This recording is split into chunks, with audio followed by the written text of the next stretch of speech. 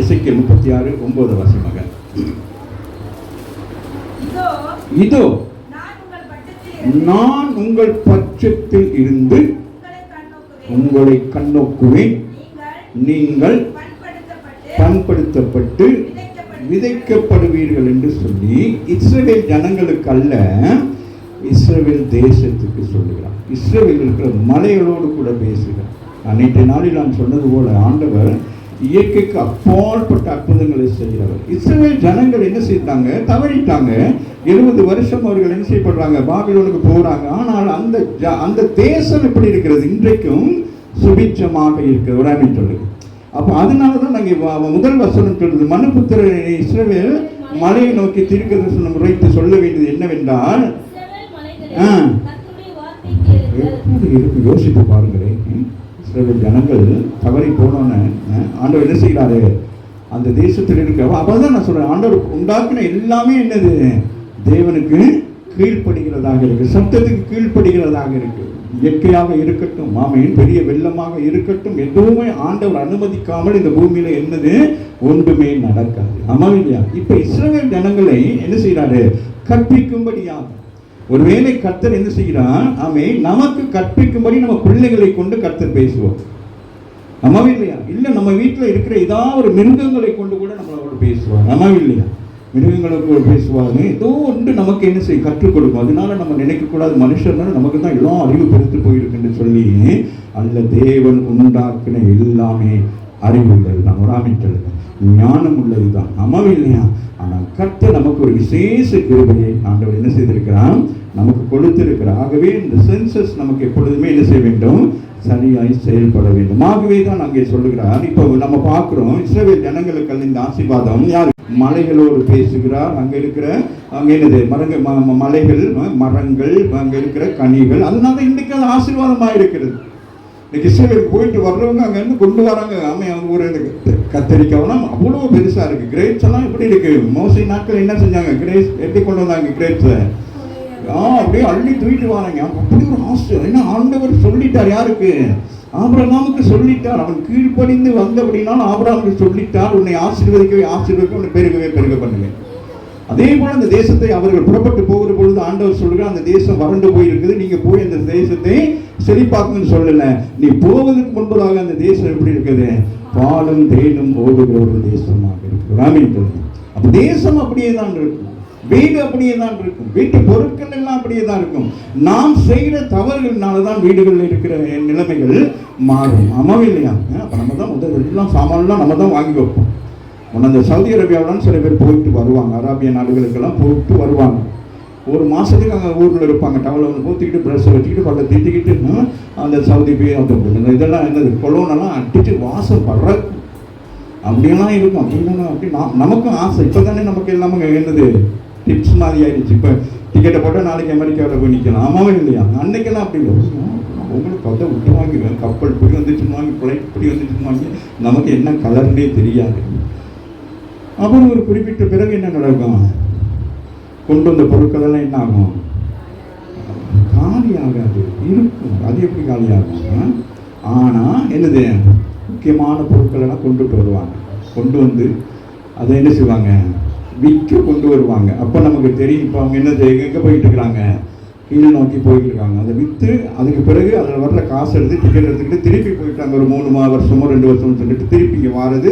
இப்படி தான் அன்றைக்கி அதே மாதிரி அந்த வெளிநாடுகளுக்கு போகிறவங்க, கப்பலில் வேலை செய்கிறவங்கலாம் நிரந்தரமாக என்ன செய்ய மாட்டாங்க, ஒரு இடத்துல இருக்கவே மாட்டாங்க. அவங்க என்ன செய்வாங்க, அதை நோக்கி போய்கொண்டே இருப்பாங்க. அதுபோல் ஆவிக்குரிய பிள்ளைகள் நாங்கள் என்ன செய்யணும், நிரந்தரமாக இருக்க வேண்டும் என்று கூட இருந்தால் நம்ம என்ன செய்ய வேண்டும், ஆண்டவருடைய வார்த்தைக்கு கீழ்ப்படி நாம் இருக்க வேண்டும். ராமின் சொல்லுங்க. ஏன்னா உலகம் நம்ம என்ன செய்யும், பயங்கரமாக கொண்டு போய் ஏமாத்தி. ஆகவே நான் உங்கள் பட்சத்தில் பாருங்க சொல்றாரு, பாருங்களே யாரோட பேசுறாரு, இயற்கையோடு பேசுகிறார். ராமின் சொல்லுங்களேன். இப்போ நம்ம தப்பு பண்ணிட்டான், வேற யாரோ ஒரு பிள்ளைகளோட நம்ம யாரும் பேசிக்கிட்டு எப்படி இருக்கும். இப்போ உங்கள் பிள்ளைகள் கீழ்ப்படியலை, பக்கத்து வீட்டில் பிள்ளைகள் என்டி அப்படின்னு வந்து பேசிக்கிறீங்கல்ல, அந்த பிள்ளைகளோடு நீங்கள் பேசிக்கிறீங்க, உங்கள் பிள்ளைகளுக்கு எப்படி இருக்கும், உங்கள் மனசுக்குள்ள அம்மா அந்த அன்பு அம்மா அப்பா மேலே கோபத்துக்கு ஏசிடுவோம். ஆனால் அதுக்கு பிறகு அந்த அன்பு நமக்கு எப்படி இருக்கும், கஷ்டமாக இருக்குமா இருக்காதா. அப்புறம் எப்படிமா இருக்கிற அப்படின்லாம் பேச, ஐயோ நம்ம அம்மா பேசவே மாட்டேங்கிறாங்க, பார்க்கவே மாட்டேங்கிறாங்க அப்படின்னா எப்படி இருக்கும் அந்த அன்பு, அந்த விலை மதிக்க முடியாத அன்பு எப்படி இருக்கும், நமக்கு இழந்துட்டோமே அப்படிங்கிற ஒரு கவலை இருக்குமா இருக்காதா சொல்லுங்க. நம்ம இப்போ இஸ்ரேல் ஜனங்கள்லாம் இப்படி இருப்பாங்களா இருக்கும். இப்போ ஆண்டவர் என்ன செய்கிறாரு, இப்போ இஸ்ரவேல் என்ன செய்ய வேண்டும், ஸ்திரப்படுத்த வேண்டும். ஆண்டவர் என்ன செய்கிறார், தேசத்தை திருப்பி கட்டி தன் ஜனங்களை அங்கே கொண்டு வந்து குடி அமர்த்த விரும்புகிறார். இதுதான் நம்முடைய ஆண்டவர். நம்ம எந்த தவறுதான வழியில போயிட்டாலும் நம்மை சரிப்படுத்தி குணப்படுத்தி மீண்டும் அந்த இடத்துக்கு நம்மளை கொண்டு வரதான் அவர் என்ன செய்வார், பிரயாசப்படுவார். இப்ப என்ன செய்கிறார், மனுஷர்கள் தவறி போயிட்டாங்க.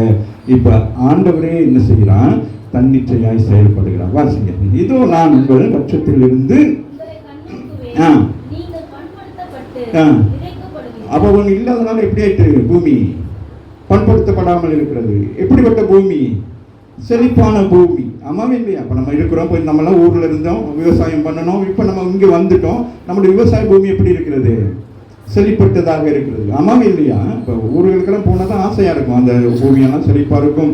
என்ன வாய்க்கால் என்னென்னலாம் சொல்லுவாங்களே, கம்மா அப்படின்னு என்னென்னு சொல்லுவாங்க. அதெல்லாம் பார்க்க ஆசையாக இருக்கும். அதில் நடந்து போகிற நேரம் அந்த குளிர் காற்றுதெல்லாம் அப்படி. இப்போ இஸ்ரேல் தேசம் எப்படி இருக்கிறது, அந்நியர் கையில் இருக்கிறதுனால. இப்போ நம்ம வீடு வச்சிருக்கிறோம், நம்ம ஒரு அவசரத்துக்கு நம்ம வீட்டை யாருக்காச்சும் வாடகை கொடுத்துட்டு நம்ம வேறு இடத்துல எங்கேயாச்சும் இருந்தோம்னா திருப்பி நம்ம போய் பார்க்கல, அந்த வீடு அப்படி இருக்குமா எப்படி இருக்கும், நம்ம கொடுத்த மாதிரி இருக்குமா எப்படி இருக்கும். செவரெல்லாம் பறந்து சின்ன பிள்ளைகள் பேனாவில் எழுதி அந்த வீடு என்ன ஆயிரும். அதனால நம்ம கவனம், தேவன் நமக்கு கொடுத்திருக்கிற ஒவ்வொன்றையும் நாங்கள் என்ன செய்ய வேண்டும், பாதுகாப்பாக வைத்துக் கொள்ள வேண்டும். வாசிங்க.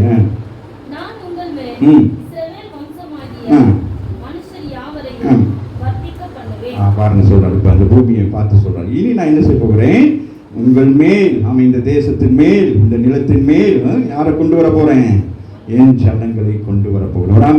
திருப்பி கட்டுகிறார். உங்களை என்னையும் என்ன செய்கிறான், திருப்பி அந்த நிலைமைக்கு கொண்டு வர விரும்புகிறார். வாசி மகள், உங்கள் மேல் வர்த்திக்க பண்ணுவேன். இப்ப குறைந்து போயிருக்கிறாங்க, இப்ப நான் என்ன செய்ய போறேன், வர்த்திக்க பண்ணுகிறேன். நம்ம வேறு தேசத்துல போயிருக்கிறாங்க, அவங்களை என்ன செய்ய போகிறேன், வர்த்திக்க பண்ணி பட்டணங்கள் மீண்டும் என்ன செய்யப்படுது, இஸ்ரவேல் கட்டப்படுகிறது. ஆமாவே இல்லையா. திரும்பி உங்க வீடு கட்டப்படுகிறது, உங்கள் குடும்பங்கள் கட்டப்படுகிறது. ஆமாவே இல்லையா. அப்ப எல்லா இடங்களையும் ஆண்டவர் என்ன செய்யறாராம், கட்டுகிறது. 58:11 வாசிக்க மகள்.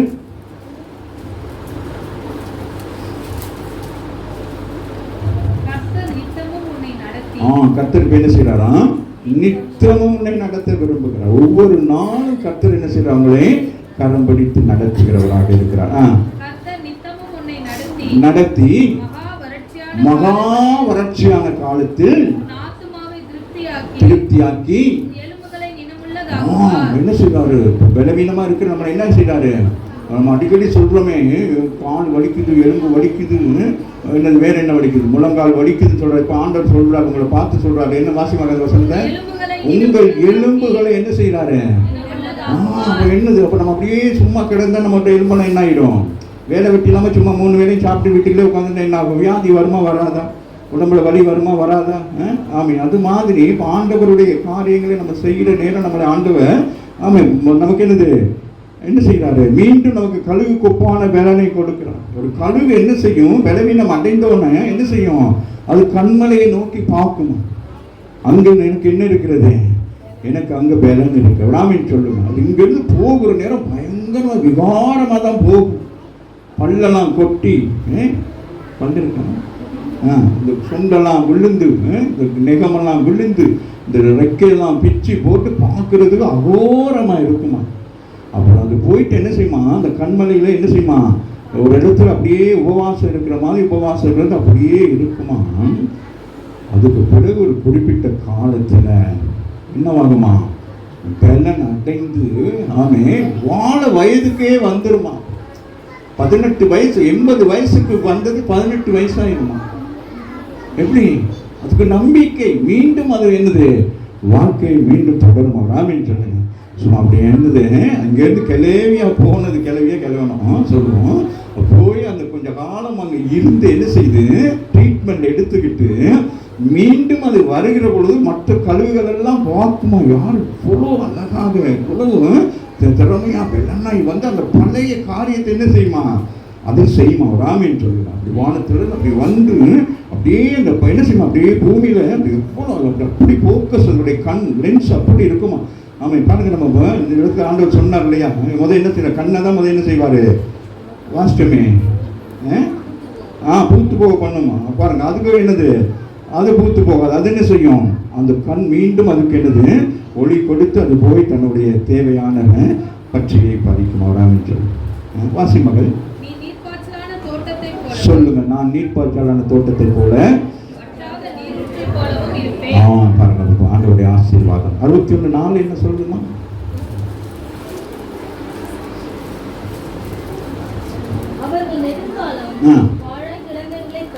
கட்டி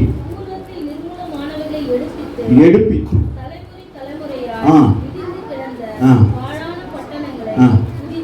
புதிதாய் கட்டுவார்கள். எத்தனை பேர் விசுவாசிக்கிறீங்க இந்த வார்த்தை? உங்களுக்கு இன்னும் கரங்களை தட்டி தேவனை மேம்படுத்துங்க. வசதி மீண்டும் வாசிங்க.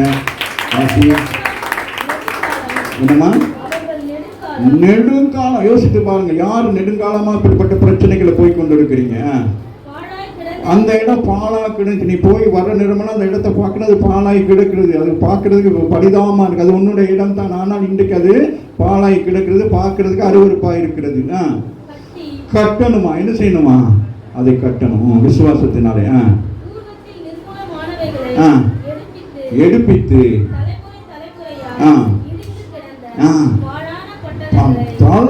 தலைமுறையா எத்தனை தலைமுறைகள் இடிஞ்சு கிடந்தாலும் ஒரு நாள் கர்த்தர் அதை கட்டுவார்.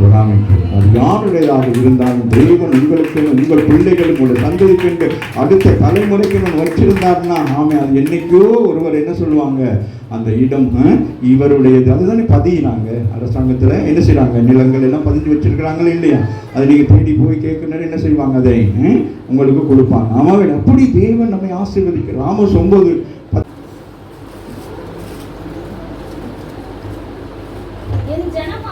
என் ஜனமாகிய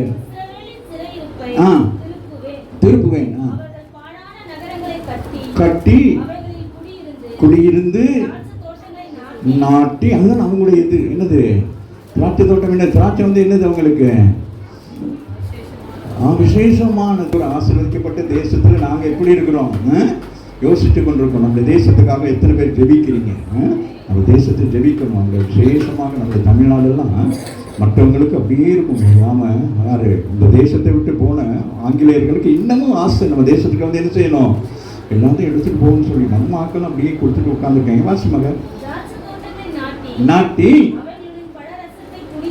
என்ன சொல்றாங்க, நீங்களே நான் நேற்று சொன்னது போல நீங்க என்ன செய்யணும், சோம்பேறிகளாட்டம் போயிட்டு அந்த கடையில் போயிட்டு அந்த பேக்கெட்டில் உள்ளதை வாங்கக்கூடாது. என்ன செய்யணும், நீங்களே நாட்டி, நீங்களே ஜூஸ் எடுத்து, நீங்களே என்ன செய்யணுமா, அதுதான் ஆசீர்வாதம். அப்போ உங்களுக்கு என்னது, அந்த ஊர்களெல்லாம் போனோம்னா அந்த யார் அம்மா, அந்த யார் ஜூலி அம்மாவெல்லாம் என்ன செய்வாங்க, ஊருக்களெல்லாம் போனாங்கன்னா அவங்க தான் என்ன செய்வாங்க, கம்மாவுக்கு போவாங்க, தண்ணி ஊற்றுவாங்க, பெலன்.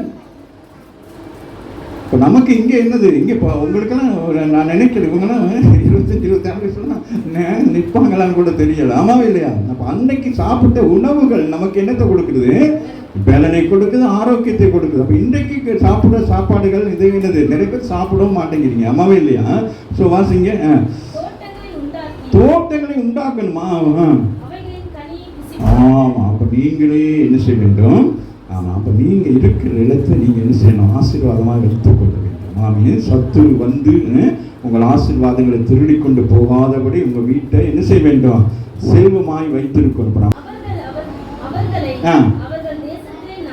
பாருங்க, அவர்களை தேவன் எவ்வளவு பிரயாசப்படுகிறார். உங்களை எந்த இடத்துல நாட்ட வேண்டும், எங்க நீங்க செழிப்பா இருக்க வேண்டும் என்று சொல்லி. வாலிப பிள்ளைகள் யோசிக்கணும். நீங்கள் விரும்பாத இடத்துல நீங்க போய் இருந்தா என்ன நடக்கும்? அந்த செழிப்பை நீங்கள் அடைய முடியும். அப்போ தேவன், ஒரு தாய் ஒரு தகப்பன் தன் பிள்ளைகளை குறித்து யோசிக்கிறதை விட மேலாக தேவன் என்ன செய்கிறார்? உங்களை இந்த இடத்துக்கு கொடுக்கணும், இங்க வேலை செய்யணும், இங்க படிக்கணும் அப்படின்னு அவ்வளோ பெரிய ஒரு என்னது யோசிக்கிற ஒரு தேவன். சொல்லுங்க, எங்கள் தேவன் சொல்லுங்க. எங்களுடைய தேவன் எங்களை குறித்து யோசித்து செய்கிறவராக இருக்கிறார். அதுக்கு மீறி நம்ம ஏதாவது செஞ்சுட்டு தான் போயிட்டு முடிச்சுட்டு உட்கார்ந்து இருக்கோம். தேவன்கிட்ட விட்டுரும், பார்த்துக்கிடுங்க ஆண்டவனை, அவர் அழகாக கொண்டு போவார். ஆமா இல்லையா?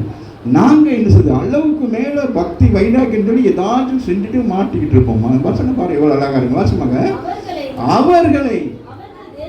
அவர்கள் தேசத்திலே நீ எங்க இருக்கணுமோ அங்கதான் உன்னை கர்த்தர் வைத்திருப்பார். உன் வாழ்க்கை செழிக்க வேண்டும், உன் வாழ்க்கை ஆசீர்வாதம் இருக்கும்னா அவனை அவர் நினைத்த இடத்துல இருந்த நீ ஆசீர்வாதம். அந்த இடத்தை விட்டு நீ மாறிட்டீன்னா அந்த ஆசீர்வாதத்தை நீங்க என்ன செய்ய முடியாது? பெற்றுக்கொள்ள முடியாது. ஆமாம் இல்லையா?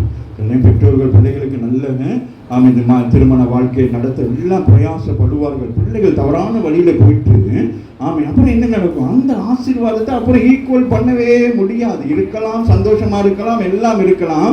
ஆனால் அந்த தேவனுடைய ஆசீர்வாதம் பெற்றோர் மூலமாக வர வேண்டிய அந்த ஆசீர்வாதம் அநேகருக்கு என்னவாயும் இழந்து போய்வார்கள். அதுதான் அந்த வசனம் அழகா சொல்லுது. வாசிமாக, அவர்களை, உங்களை சொல்லுங்க, உங்களை, உங்கள் பிள்ளைகளை அவங்க உங்க இடத்துல நாட்டுவேன்னு சொல்றாரு. உங்களுக்குன்னு ஒரு இடத்தை வைத்திருந்தா அந்த இடம் தான் உங்களுக்கு. நீங்க அந்த இடத்தை விட்டு தாவி போகக்கூடாது. தாவி போயிட்டு அப்புறம் விழுந்து கை காலம் ஒட்டிஞ்சு போயிட்டு அப்புறம் அம்மா கேட்கமா போயிட்டோம்மா அப்புறம் என்னது இப்படி வாங்கிட்டேன் அப்படின்னு சொல்லி ஒண்ணுமே பண்ண முடியாது. சரிங்களா? சரி, வாசிங்க வாங்க. எசேக்கியேலுக்கு வந்துருங்கம்மா. 11 வாசிங்க.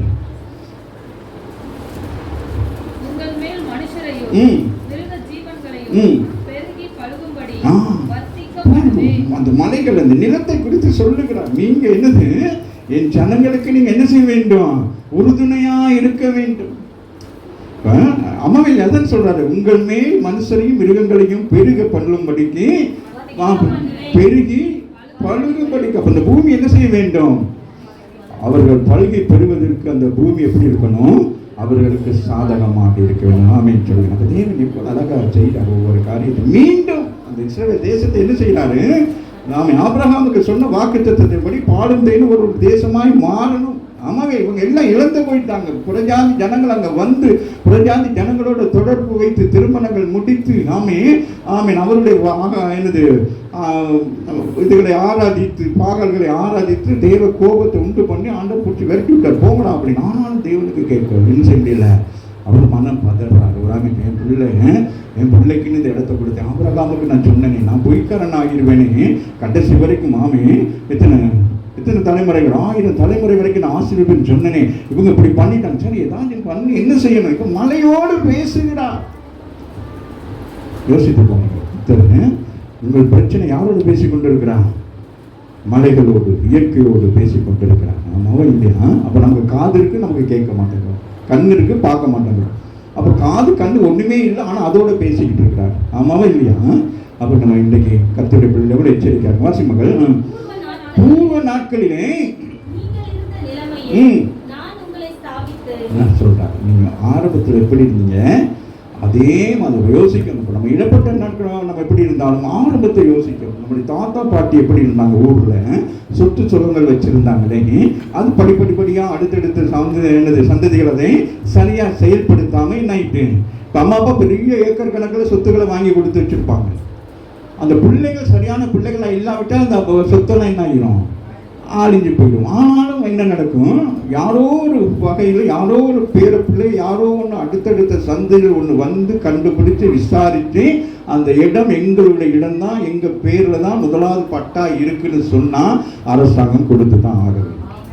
அப்போ தேவன் அதை செய்கிறார். இஸ்ரவேல் ஜனங்களுக்கு அந்த தேசத்தில் நீங்கள் யார் போகலாம், ப்ரேயர் வேணால் என்ன ப்ரேயர் வாக்கா, ப்ரேயர் வாக்கு, அந்த வாக்கு அந்த வாக்கு எல்லாம் தேவையான அந்த தேசத்துக்கு கால் வைக்கலாம். பிராமின்கள் அது அவருடைய தேசம். பிராமின்கள் அதுபோலதான் உங்கள் தேசம், உங்கள் வீடு, உங்கள் குடும்பம், உங்கள் பிள்ளைகள் எல்லாத்தையும் நீங்க நினைக்க, எனக்கு தேவன் கொடுத்த பிள்ளை, ஆமா, இதை யாரும் என்ன செய்ய முடியாது, வஞ்சித்து கொண்டு போக முடியாது. அப்படி நீங்க நினைக்கணும், இது என் தேவன் கொடுத்த வீடு, இது தேவன் கொடுத்த கார், இது தேவன் கொடுத்தது, இதை யாரும் என்ன செய்யுது சத்துரு மேற்கொள்ளக்கூடாதுன்னு சொல்லி நீங்க உங்களுக்குள்ள பேசிக்கிட்டே இருக்க வேண்டும். யோசுவா பேசுகிறார் சூரியன் சந்திரனோடு, ஆமே என்ன செய்கிறார், அவர் ரெண்டையும் நிறுத்தும்படியாக ஆண்டவரோடு பேசுகிறார். ஆமா இல்லையா? வாசிங்க. உங்கள் முந்தின சீரை பார்க்கிலும் உண்டாக்குவேன். கரங்களை தட்டி தேவன் என்று 53 வாசிக்குங்கள்.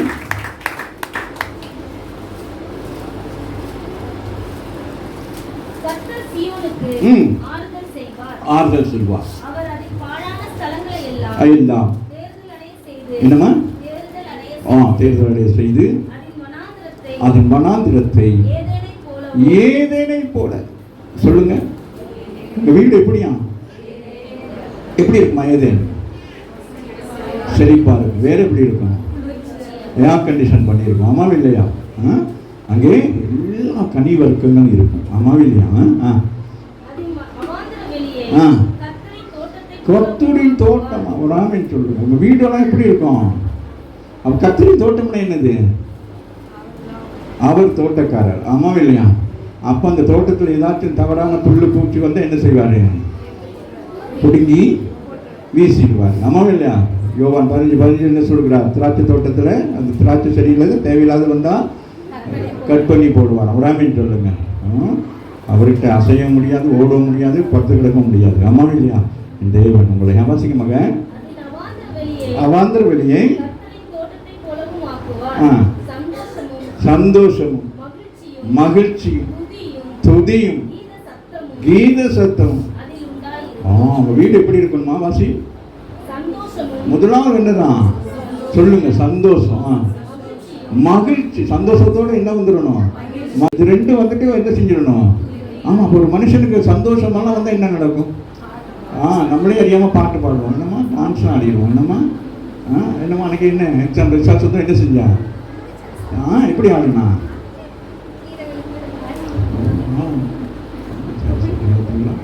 அவர் போறாங்க. அப்போ மகிழ்ச்சி வந்து ஆடணும். அப்போ சபைக்கு வந்தா நீங்க என்ன செய்யணும்? ஆமா, ரொம்ப ஆடக்கூடாது. சரியா? வாசிக்கிறேன். துதி கீத சத்தமா. வீட்டுல எப்பொழுது என்ன எடுக்கணும்? ஆமா, ஊழியம் செய்யணும். நீ எல்லாம் வயசாச்சு 70-75 வயசாச்சு, இனி எப்போ ஊழியம் செய்ய போறீங்க? ஊழியம் செய்யணும். தாளந்து இருக்கிறவங்க தாளந்தை பயன்படுத்தணும். என்கிட்ட வந்து கேட்கணும். ஸ்பெஷல் பாட்டு பாடுனா உங்களுக்கு ஸ்பெஷல் பாட்டு கொடுப்பேன். சங்கீதம் வாசிக்கிறேன், நான் சங்கீதம் கொடுப்பேன். இல்லை நான் இன்னைக்கு வசனம் பாடம் மாதிரி வந்து அப்படியே நீங்களாம் இந்த இடத்துல வந்து ஏதாச்சும் ஆண்டவருக்கு செஞ்சுட்டு போகணும். ஆமாவே இல்லையா? அதை நீங்க முயற்சி செய்யணும். நான் உங்களை கேட்கறதுனால நீங்க உங்களுக்கு 2 கொம்பு வந்து மூக்கும்படி வந்துடுது. நான் உங்களை என்ன செய்யறேன்? வழிகள் தவறி போகக்கூடாதுன்னு சொன்னா உங்களை நான் என்ன செய்யறேன்? ஆமை அரவணைத்து பேசி சிரிச்சு, மகள் என்கிட்ட இந்த காரியங்கள் நீங்கள் இதை விட பல மடங்கு வெளியில இருக்கும். ஆனால் அது வெளியில உள்ளது உங்களை ஒரு நேரத்துல வெறுமையா பாருங்க. தேவன் பாருங்க, வெளியே இருக்கிறாங்க 70 வருஷம் பாபிலோன்ல கிடக்குறாங்க. அவங்களையே குறிச்சு சிந்திச்சுக்கிட்டு இருக்கிறாங்க. அவங்களை கூட்டிட்டு வரணும், அவங்களை கொண்டு வரணும், அவங்களை என்ன செய்யணும்? வாசி மகன் வசனத்தை ஆறுதல் செய்கிறார். ஆறுதல் அவங்க சொல்றாரு. சரி சரி, என்ன சரி, நீங்க தெரியுமா அம்மா அப்பா தாத்தா பாட்டி செஞ்ச தவறு. சரி, நீங்க எல்லாம் செய்து வனாந்திரத்தை ஏதேனை போல மாற்றுறது எவ்வளவு பயங்கரம். நம்மவில்லை அவைக்குரிய பிள்ளைகள் சபைக்கு வந்து வராமல் போய் துன்மார்க்கமாக இருந்தால் அவங்கள சரிப்படுத்தி திருப்பி சபைக்குள்ள கொண்டு வந்து எவ்வளோ கடினம். அவங்க ஆவின் அபிஷேகம் அதெல்லாம் இழந்து போயிட்டு திருப்பி அவங்க பேய் பிடிச்ச மாதிரி வந்து அவங்கள குணப்படுத்தி அவங்கள சரிப்படுத்தி திருப்பி கட்டி எழுப்புறது ஒரு சாதாரண விஷயம் அல்ல. ஆமை, அப்போ சபைக்கு அந்த உரிமை, ஊழியக்காரனுக்கு அந்த உரிமை இருக்கிறது. உங்களை கட்டி என்ன செய்யணும்? ஒவ்வொருவரும் ஏதேன் தோட்டத்தை போல மாற்றணும். ஆண்டவுடைய வாசிங்க. அடுத்து என்ன சொல்லுதுமா? போலவும் கர்த்தருக்குன்னு ஒரு தோட்டம். அந்த தோட்டம் எப்படி இருக்கும்? ஏதேன் தோட்டத்தை விட, ஏதேன் தோட்டம் மனுஷனுக்காக உண்டாக்கப்பட்டது. அதுவே அவ்வளவு செழிப்பா இருந்தா என் தேவனுடைய இது தேசம் எப்படி இருக்கும்? அதை விட செழிப்பாக இருக்கும். எரேமியா 31:27-28 வாசிங்க. நான் முடிச்சுட்டேன்.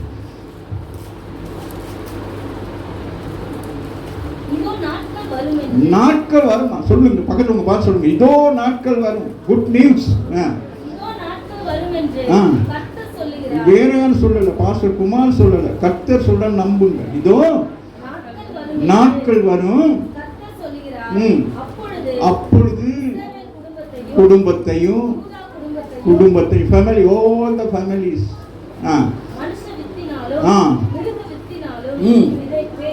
சொல்லுகிறார். இனி அவர்கள் என்னது, மலடியா இருக்க மாட்டார்கள். அவர்கள் எப்படி இருப்பாங்க?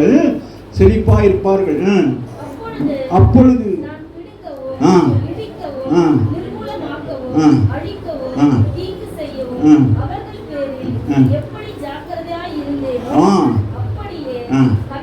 கட்டவும் நாட்டவும் அவர்கள் பேரில் ஜாக்கிரதையா இருப்பார். எப்படி ஆண்டவர் உங்களுக்கு எதிர்த்து நிற்கிற நேரம் எல்லாத்தையும் புட்டிங்க ஒண்ணுமே இல்லாம தனித்திரியமா ரோட்ல கொண்டு போய் நிறுத்தினாரோ, அதே தேவன் மீண்டும் உங்களை என்ன செய்கிறார்?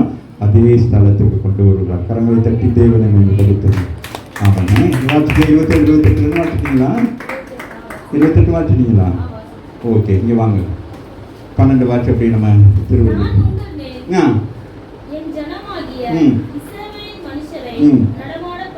நடமாட பண்ணுவேன். அப்ப என்னது, இனி அவர்கள் இந்த தேசத்துக்குள்ள என்னது உத்தரவு பெற்று வராங்க. அம்மாவே அப்ப துரத்தி அடிக்கப்பட்டவங்க மீண்டும் வந்துட்டாங்க.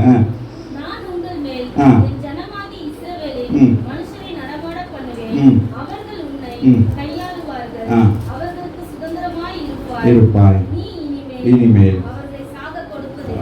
இனி என்னது, அந்த பூமி சபிக்கப்பட்ட பூமி அல்ல, அது ஆசீர்வதிக்கப்பட்ட பூமி. கரங்களை தட்டி தேவனை மேம்படுத்த இந்த மாதத்தில் கர்த்தர் நமக்கு கொடுத்த வாக்குத்தத்தத்துக்கு ஒப்பனையாக 36:9 சொல்லுங்க, இதோ நான் உங்கள் பட்சத்தில் இருந்து உங்களை கண்ணோக்குவேன், நீங்கள் பண்படுத்தப்பட்டு விதைக்கப்படுவீர்கள். கரங்களை தட்டி தேவனை மேம்படுத்த